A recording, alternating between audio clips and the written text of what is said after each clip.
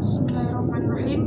Assalamualaikum warahmatullahi wabarakatuh. Kami dari kelompok 1 Pemikiran Pendidikan Islam kelas PAIE. Di sini kami akan mempresentasikan hasil makalah kami dengan tema atau materi konsep dasar pengembangan pemikiran pendidikan Islam. Langsung saja menuju ke pengertian pendidikan. Dalam perkembangan Islam, pendidikan berarti bimbingan atau pertolongan yang diberikan dengan sengaja terhadap anak didik oleh orang dewasa agar ia menjadi orang dewasa. Dalam perkembangan selanjutnya, pendidikan berarti usaha yang dijalankan oleh seorang atau sekelompok orang untuk mempengaruhi seseorang atau sekelompok orang agar menjadi dewasa atau mencapai tingkat hidup dan penghidupan yang lebih tinggi dalam arti mental. Selanjutnya, pengertian pendidikan Islam sendiri yaitu berakar dari perkataan didik yang berarti pelihara, ajar, dan jaga. Setelah dijadikan dengan analogi pendidikan boleh diuraikan sebagai suatu proses yang berterusan untuk menjaga dan memelihara pembesaran tubuh badan dan pertumbuhan bakat manusia dengan rapih supaya dapat melahirkan orang yang berilmu baik di tingkah laku dan dapat mengekalkan nilai-nilai budaya di kalangan masyarakat. Secara sederhana, pendidikan Islam adalah pendidikan yang berwarna Islam. Maka pendidikan Islam adalah pendidikan yang berdasarkan secara Islami. Dengan demikian, nilai-nilai ajaran Islam itu sangat mewarnai dan mendasari seluruh proses pendidikan. Selanjutnya, pengertian pemikiran pendidikan Islam. Di sini fungsi pendidikan berupaya menyesuaikan kebudayaan lama dengan kebudayaan baru secara profesional dan dinamis. Wacana pemikiran pendidikan Islam pada masa Nabi sudah tentu tidak sesistematis dan secanggih yang ada sekarang ini. Meskipun demikian, perhatian umat terhadap ilmu pengetahuan jelas sangat tinggi dan hal ini terwujud sesuai dengan kemungkinan kondisi sosial waktu itu. Ketika di Mekah, proses pendidikan Islam dilakukan Nabi dan para pengikutnya dari Al-Quran sebagai pusat pendidikan dan dakwah. Setidaknya ada 4 alasan pentingnya pelacakan pendidikan dan sesudahnya, yaitu pertama, dalam tatanan kehidupan masyarakat yang dinamis, ada upaya pewarisan nilai kebudayaan antara generasi tua kepada generasi muda. Bahkan pendidikan seringkali dijadikan tolak ukur layak atau tidaknya manusia menduduki dan melaksanakan amanat Allah sebagai khalifah fi al-ard.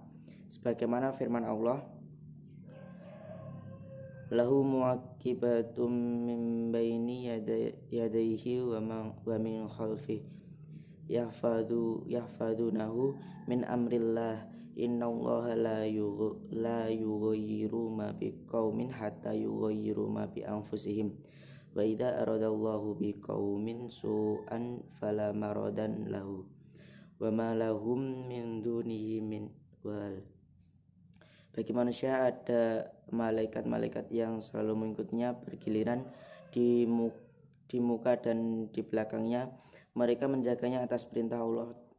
Sesungguhnya Allah tidak merubah keadaan sesuatu kaum sehingga mereka merubah keadaan yang pada diri mereka sendiri, dan apabila Allah menghendaki keburukan terhadap sesuatu kaum, maka tak ada yang dapat menolaknya, dan sekali-kali tak ada pelindung bagi mereka selain Dia.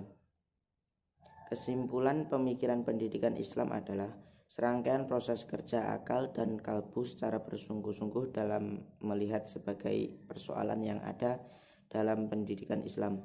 Sejarah pemikiran Islam dimulai pada masa Nabi Muhammad dan merupakan masa pembinaan, dan corak pemikiran Islam di Indonesia semakin berkembang sesuai dengan kondisi zaman yang semakin mengantar manusia untuk berpikir lebih dinamis. Sekian dari saya.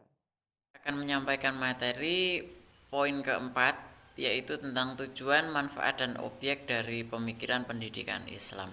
Yang pertama ada tujuan pemikiran pendidikan Islam.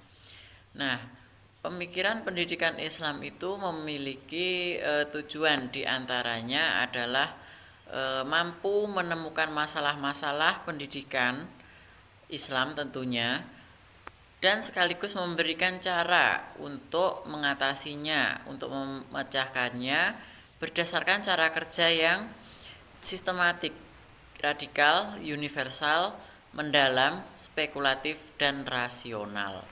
Kemudian yang kedua, ada manfaat pemikiran pendidikan Islam. Nah, manfaat dari pemikiran pendidikan Islam di sini ada 4. Yang pertama yaitu membangun kebiasaan berpikir ilmiah, dinamis, dan kritis terhadap persoalan-persoalan yang muncul tentunya di seputaran pendidikan Islam. Kemudian yang kedua, memberikan dasar berpikir inklusif terhadap ajaran Islam dan akomodatif terhadap perkembangan ilmu pengetahuan yang dikembangkan oleh intelektual di luar Islam. Kemudian yang ketiga, menumbuhkan semangat berijtihad sebagaimana ditunjukkan oleh Rasulullah Shallallahu Alaihi Wasallam dan para kaum intelektual Muslim pada abad pertama sampai abad pertengahan. Kemudian yang keempat adalah untuk memberikan kontribusi pemikiran bagi pengembangan sistem pendidikan Islam nasional. Nah, itu materi yang dapat kami sampaikan. Mungkin dari teman-teman ada yang kurang paham, bisa ditanyakan di grup dengan cara berkomentar dan bertanya mana yang belum dipahami. Sekian dari kelompok kami. Apabila ada kesalahan dalam penyampaian materi, kami mohon maaf yang sebesar-besarnya. Wallahul muwaffiq ila aqwamit thoriq. Assalamualaikum warahmatullahi wabarakatuh.